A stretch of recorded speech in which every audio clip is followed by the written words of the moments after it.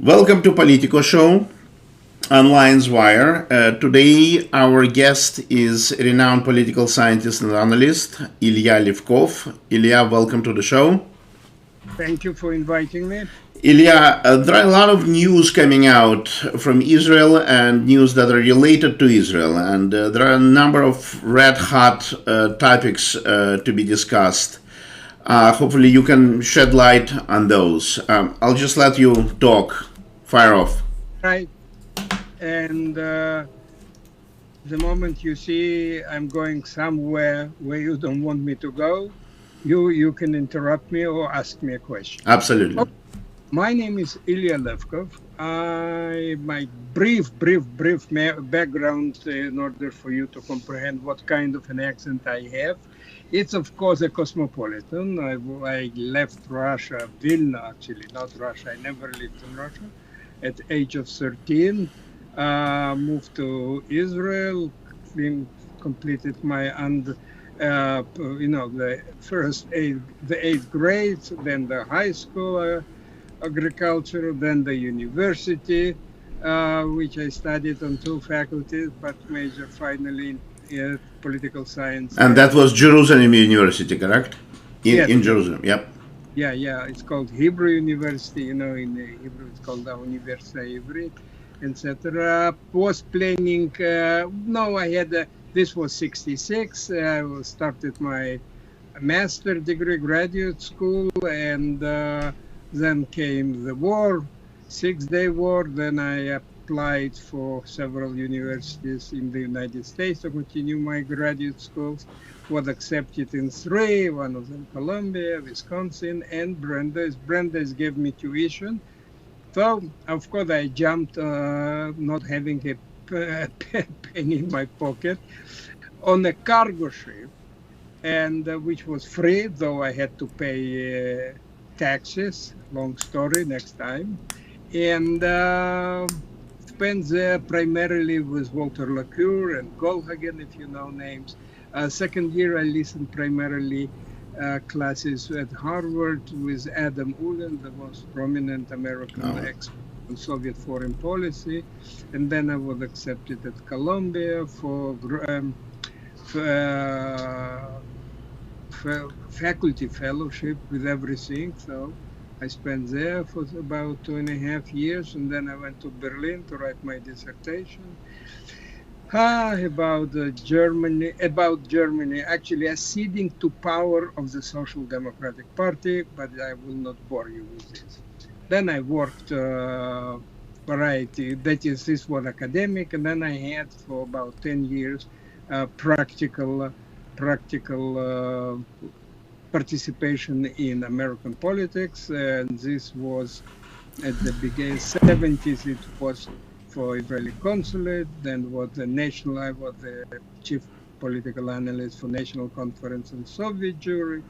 Then I worked in the first administration of Reagan, in the Pentagon as a almost private consultant to the sub-undersecretary, as I'm messing up his title, please forgive me, for 4 years. Thereafter, I founded the Liberty Publishing House, which I'm running for the last 40 years. Okay, with that short brief, which explains to you why do I have this kind of an accent, because I never thought that I would... Not only an accent, you have expertise, tremendous expertise in foreign policy, in domestic policy. Yeah. I hope you will hear. Well, but then as Brzezinski, primarily I studied under him, nobody had an accent, of course, Canadian, Polish accent.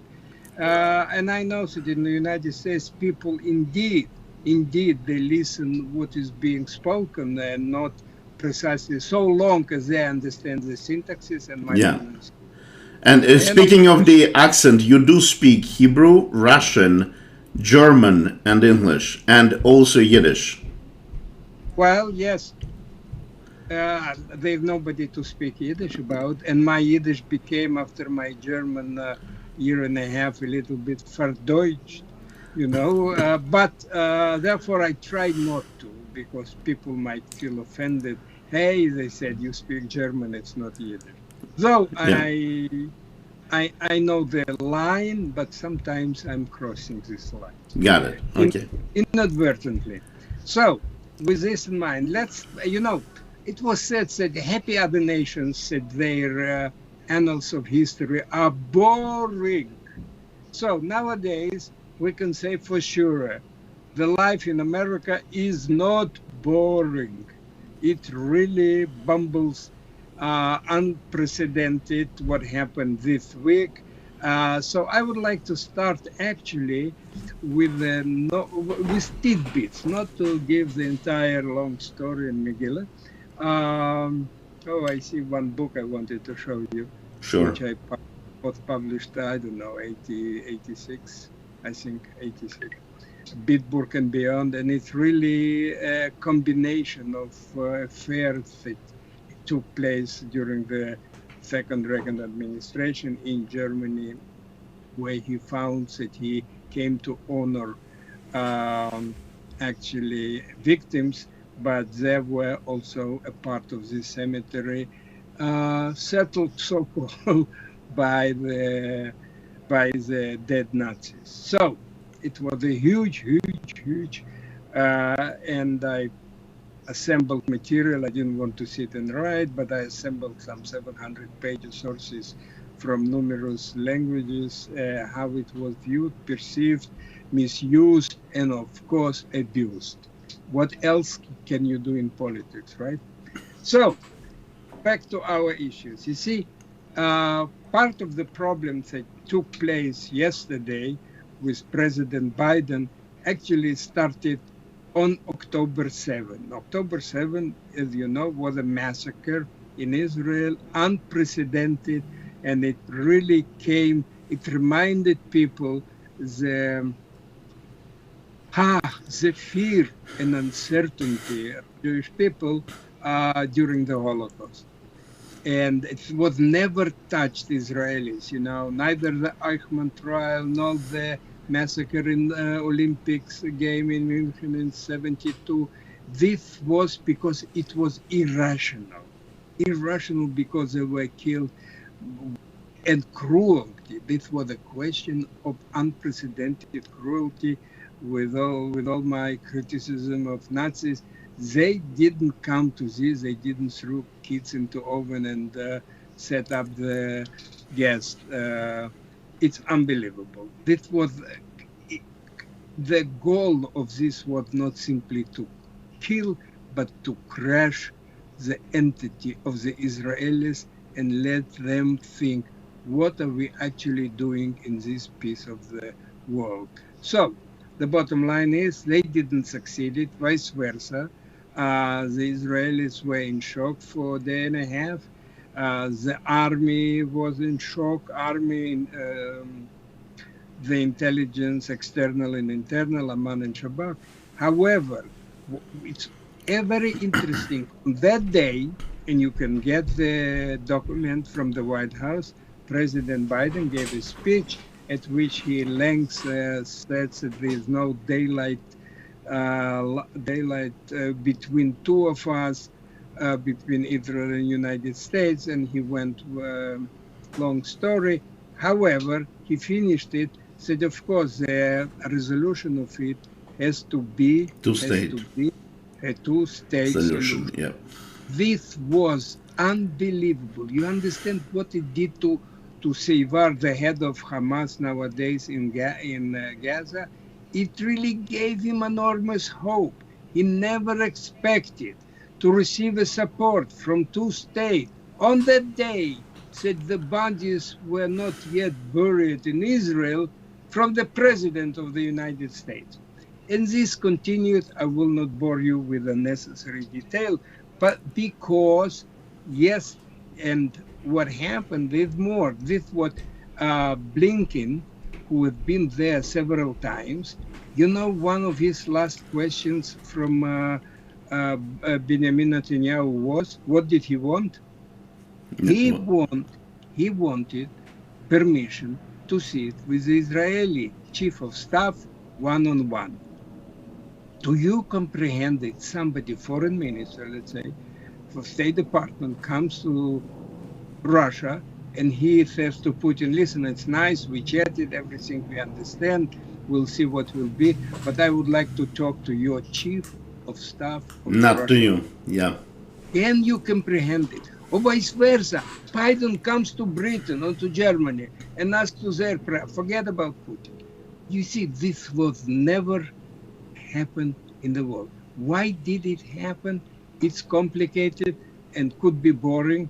Therefore, I'm not going to get it. But the idea was, the bottom line is, as I stated during the last over 2 years, from November 21, said the policy of this administration was geared from the beginning for the re-election.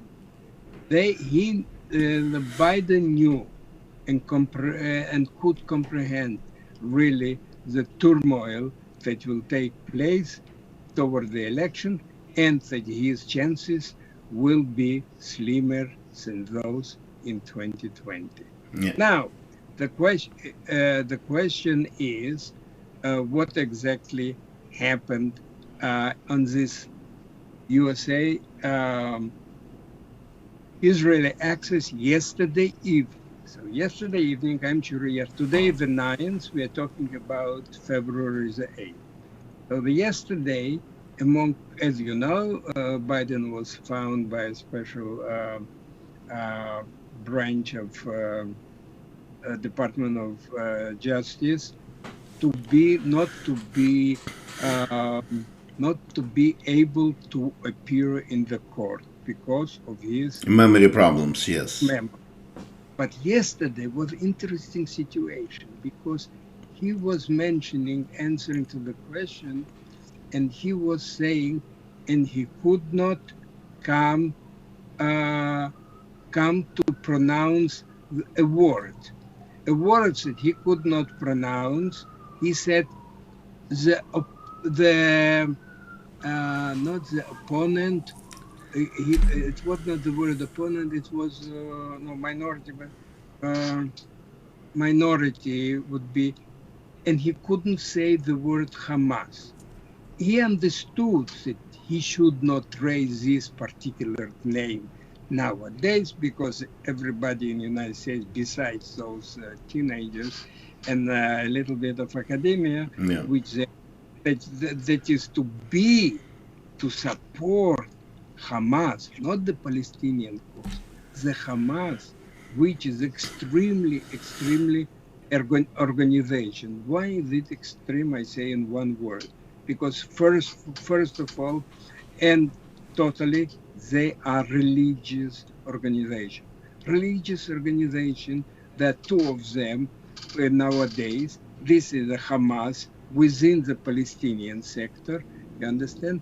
And within the Arab sector, it is Iran, because they don't care, because it's to destroy the enemy. It's a blessing.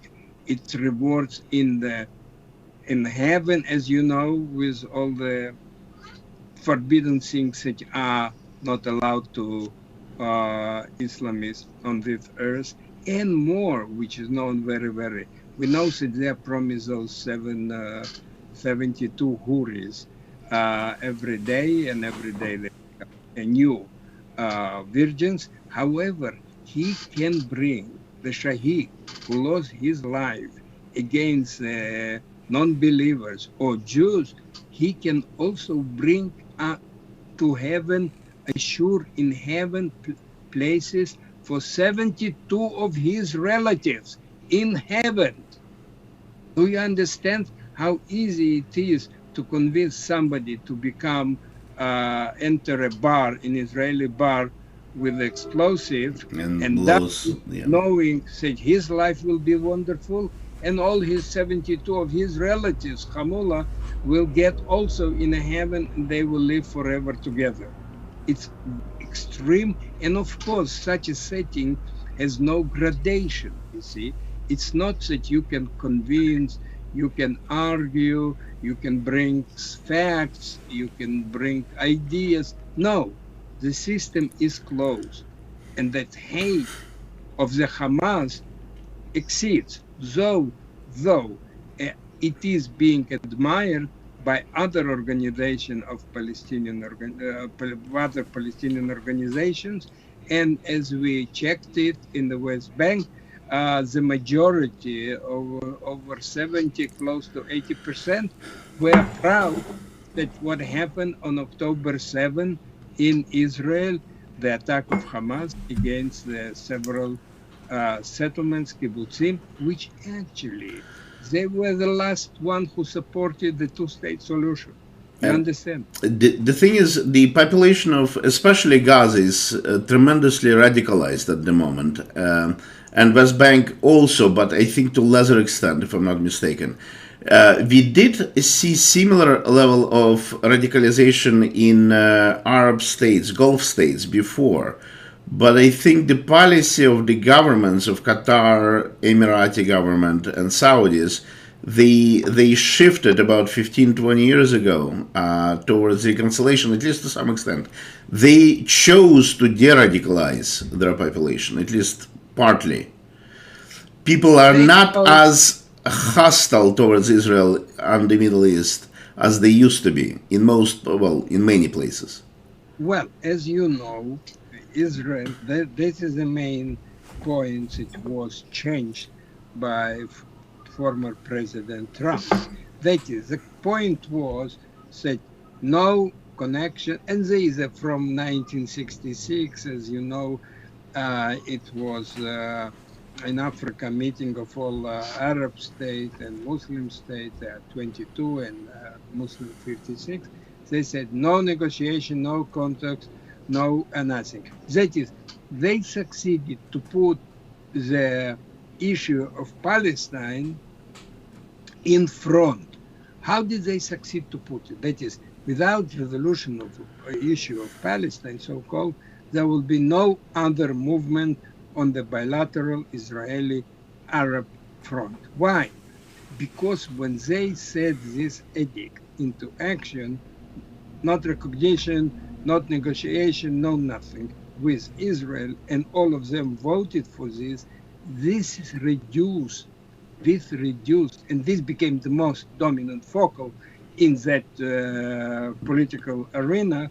It reduced the defeat. The government, the Syria, the Egypt, and Jordan, there were no more discussions. They lost. Suddenly, they had a new flag around which they gathered, and it really delineated the battle between the Arabs and the Jews. Totally. Now, what did succeed? The President Trump. He succeeded because they said, you know what, we have so many things, and I will mention a couple, which are of such value that it seems that it's pity that we cannot do them just because the Palestinians are rejected 4 or 5 programs from 48, from 49, from 36, etc., rejected the partitions, and they rejected very, very generous suggestions, and the most of them it was from Barak, the former prime minister. Yeah, I think he was giving half Jerusalem effectively. He was turning over. Yeah.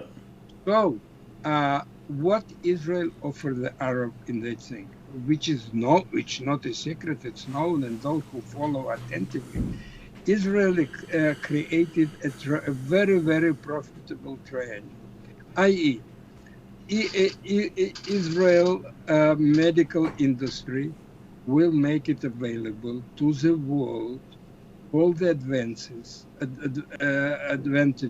and all the new high tech in medicine at this stage in the following pattern.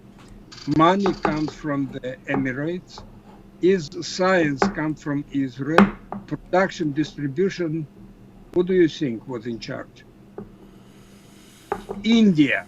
Nowadays, the most populated country in the world, the oldest democracy, or the only democracy, well, let's say, in the Far East, you know. So India will be organically involved in this development. Imagine science from Israelis, monies from Emirates, and whoever wants to join in this Yeah. venture, and marketing, distribution, and all that by Indians, and everything is transparent, and everybody really has what you call in Latin naches, yes, i.e., pleasure and stability. So this what was offered, but therefore, and it was one of the reasons that Hamas decided to torpedo this program, because it was now revived by not by Republicans but by the Biden and Democrat Party, and he needed it desperately for his victory. He doesn't have Biden doesn't have a single victory practically in any sectors, and I don't want to go into this Yeah. because I don't want to be too partisan on this issue. But practically not. We received United States got 8-9 million illegals just because he could not Deal uh, with the border crisis. not that old, what was old under the Trump.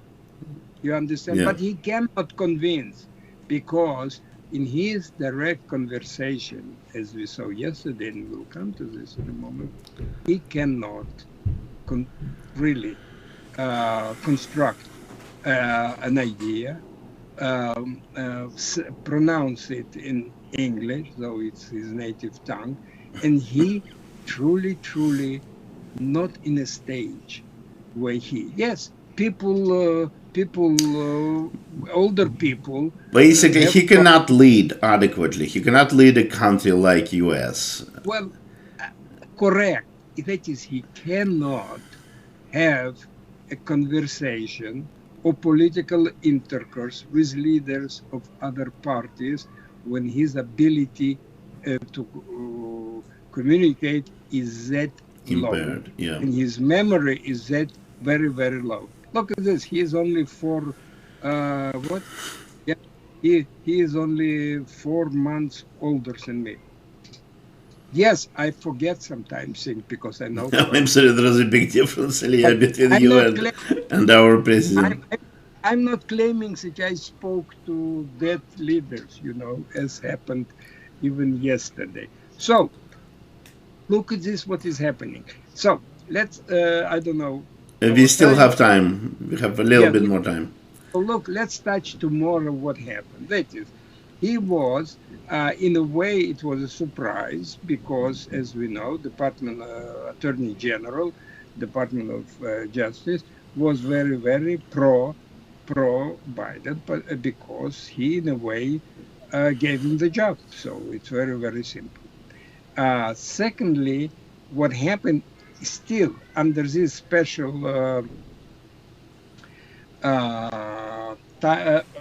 war delicate words and all those things. In any case, the report of yesterday of 384 pages stated clearly that Biden cannot function or be brought to a trial because he is nice, he is sympathetic and all that thing, but he could not be charged because the jury will see an older person and simply out of deep sympathy and respect they will dismiss the charge. Yeah. This was now, what does it mean at this point? Look at it. So in court he cannot appear and defend himself, but president he can function. So this is where the problem is.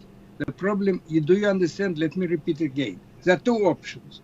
He cannot defend himself in a court, but he can defend the USA in the world affairs. One is incompatible with the other. Yeah. Now, what happened thereafter? That is, I see, let's go to the.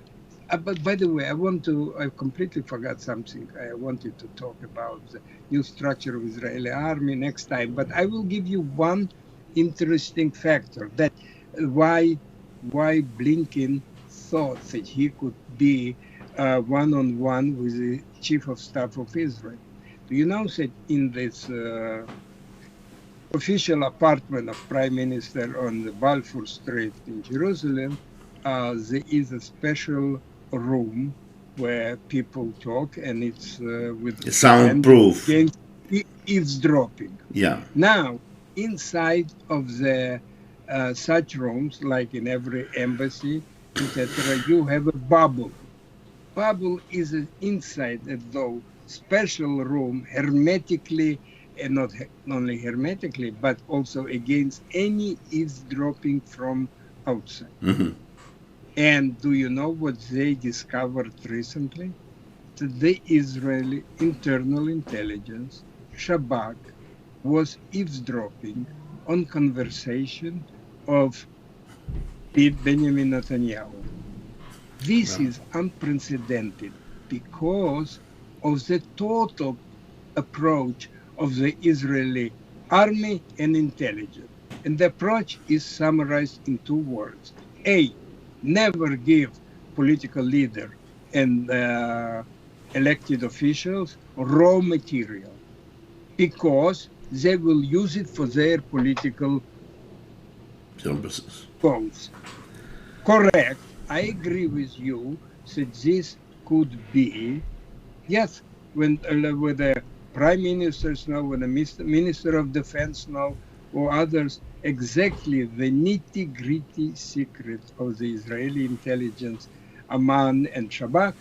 Therefore, they decided not to inform, under-inform, and when they informed, they also, you could place it in such a way that your options, your selection for an option can be in a way predicted, because they paved the road into this direction.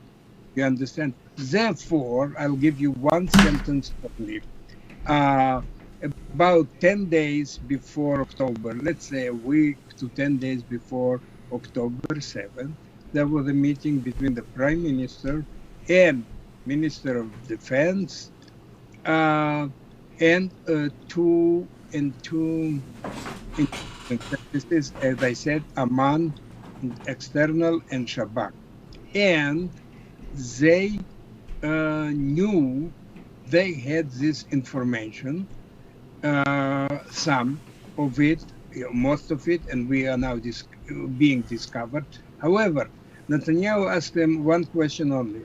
Look at this, simple, with no place to, play hanky-panky with that information. He asked them, I would like to go for a vacation in Israel for a week to 10 days. What can I go? What can you tell me about Hamas? Now listen. Post intelligence said the Hamas is deterred, completely deterred for 5 years. Do you hear? For 5 years. And now, more interesting fact. The head of the National Security Council of Israel, Mm-hmm. the front, right hand of Benjamin Netanyahu, once again forgot the name. I will find it immediately. I know, met his mother years ago, etc. But Tzachi Negbi, he said to them, no 5 years. Hamas is deterred for 15 years.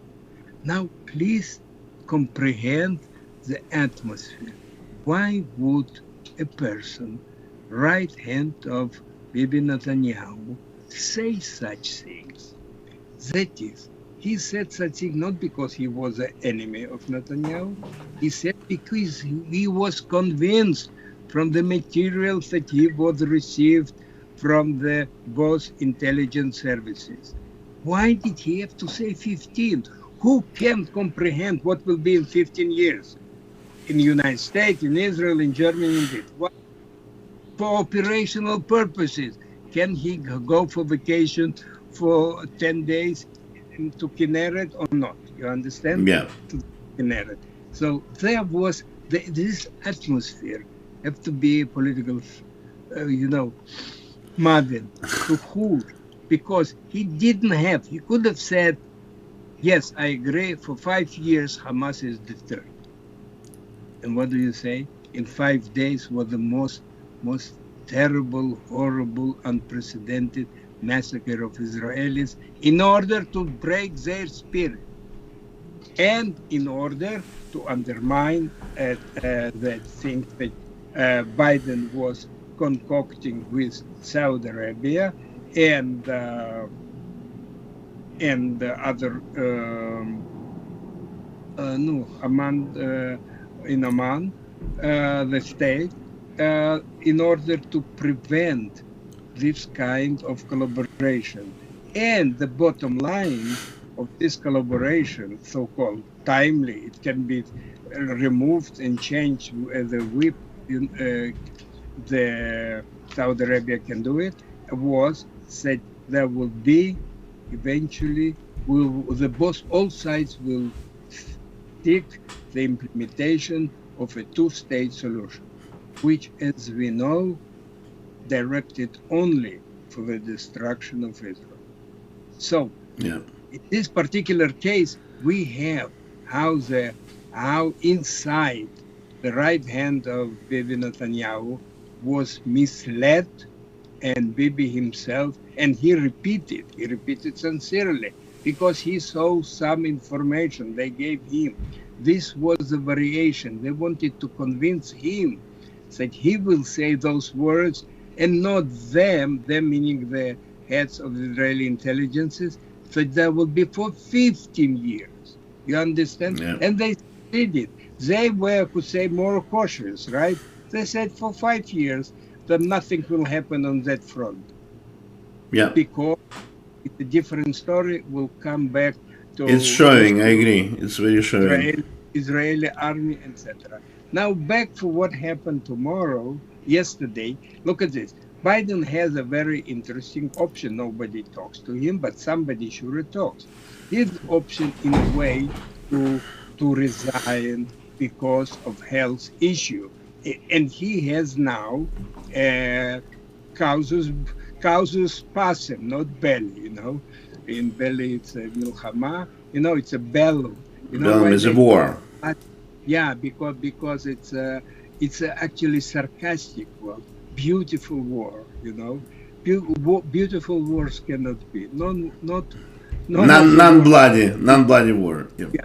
So, but they said, but it's called now casus belli. But in this case, this is a causus how to get from that instead. He has, and they will. I'm sure they're using this case. But before that, I will tell you. No, I will finish my line of thought. Thought is he can resign, and he can also get an amnesty if required. But he can get amnesty to his son, which nobody else could help him, and to take the risk to run the election, hoping that he will win, and hopefully that then he could give amnesty to in another practically 5 years, amnesty to his son.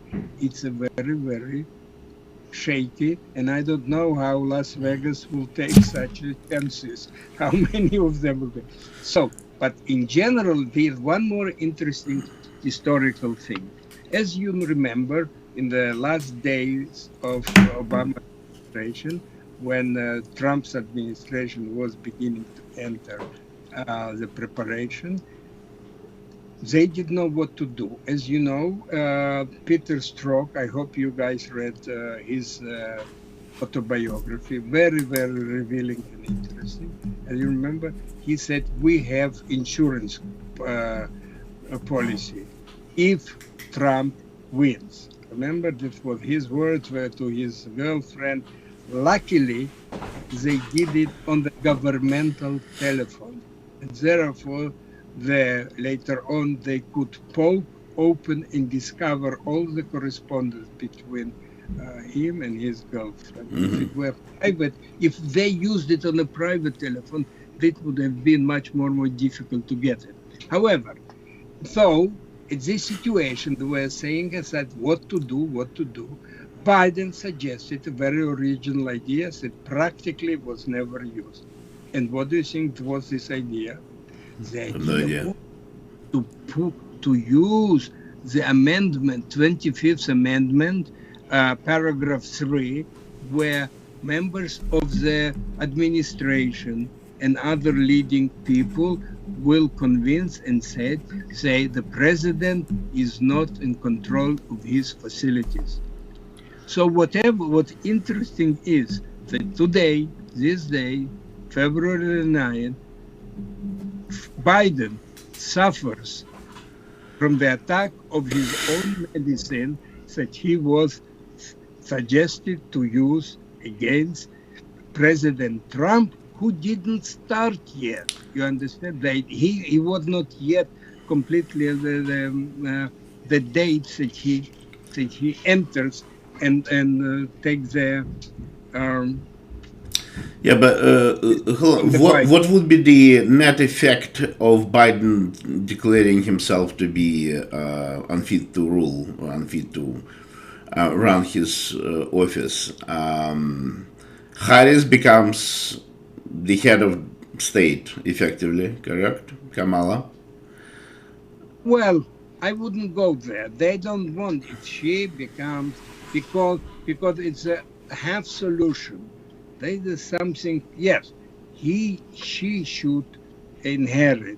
But I think the Democratic Party would like to put somebody else because, as you know, she is unfit to govern as well. Do you remember her? Her main task. What main task she was assigned by President Biden? Take care of the border crisis. Correct.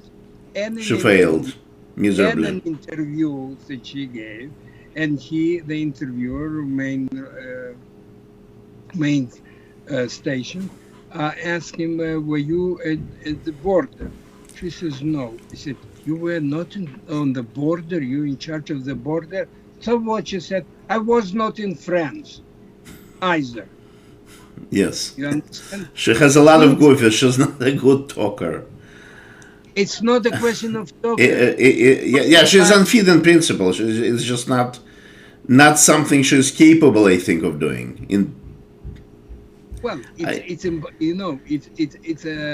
It's a high school answer. You understand? It's irrelevant. It's flat, and it's supposedly in a way solves the situation. How can you say I was not in France as well? It's impossible. Vice President not taking responsibility for the assigned task. And no reply. The reply is I cannot classify it. No, the bottom line here is the peak of her wisdom, of her thinking. It's stuck somewhere very, very low. The teenager could say that. Yeah. But this is very surprising how she became I think she was the chief prosecutor of California. How is that possible? Yeah. She was the attorney general. That's not. It totally doesn't fit. It's its own story. Yeah. I don't want to go. Anyway, this is beyond the scope of our show. She had a protege, an older guy in California, who really promoted her because she lived with him. That's all. I don't want to go into this, but this is how it happened, period. Otherwise, nothing would have happened. And because every conversation, she undermines herself, The old Russian proverb says, a laugh without a matter is a sign of stupidity, Смех без причины, признак причины. However, she is not laughing. She is giggling. Yeah. You understand? Yeah. And she is giggling after she states something. She giggles. It's this kind of person. It's not a person. No, she's not fit for office, not for her job. Certainly not for the president of the United. Well, not even vice president. I think we are going to wrap up at this point today's show. I think we opened can of worms. There are a lot of worms to go through. I suggest we touch some of it next time. Thank you, Ilya. You're welcome.